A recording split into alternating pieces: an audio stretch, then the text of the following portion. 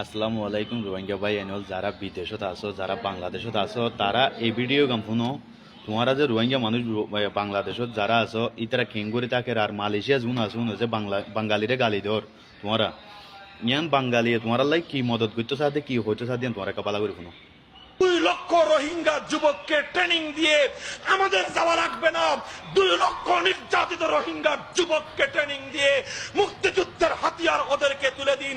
9 মাস লাগবে না, 9 দিনের মধ্যে আরাকানের আকাশে স্বাধীনতার পতাকা উত্তোলিত হবে ইনশাআল্লাহ। বিশ্ব মুসলিম ঐক্য ধরো, আরাকান স্বাধীন করো, আরাকান স্বাধীন করো, বিশ্ব মুসলিম ঐক্য ধরো। সাবিলুনা আল জিহাদ, আল জিহাদ, আল জিহাদ, আল জিহাদ, সাবিলুনা এই তাকবীর, আল্লাহু আকবার। অনেকে বলে যে আরাকানের সামরিক শক্তি বাংলাদেশের চেয়ে অনেক শক্তিশালী, মায়ানমারের সামরিক শক্তি। আমি বলতে চাই 1971-এ পাক সেনাবাহিনীর যেই সুনাম বিশ্বব্যাপী ছিল, আজকের মায়ানমারের সেনাবাহিনীর অবস্থান তার অর্ধেক পর্যন্ত পৌঁছে নাই।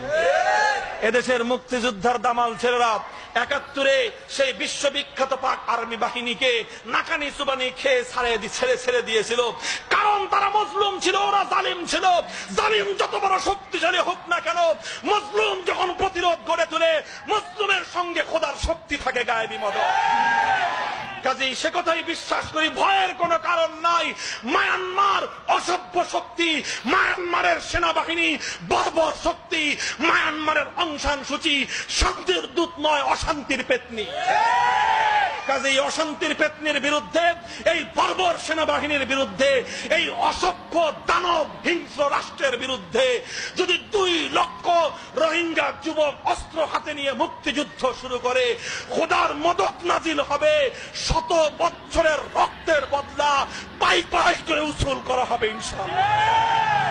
আমরা সেই আহ্বান জানাই হোসাইনি চেতনায়, কারবালার শিক্ষা নিয়ে আবার রোহিঙ্গার আরাকানের পাশে দাঁড়ানোর জন্য উদাত্ত আহ্বান।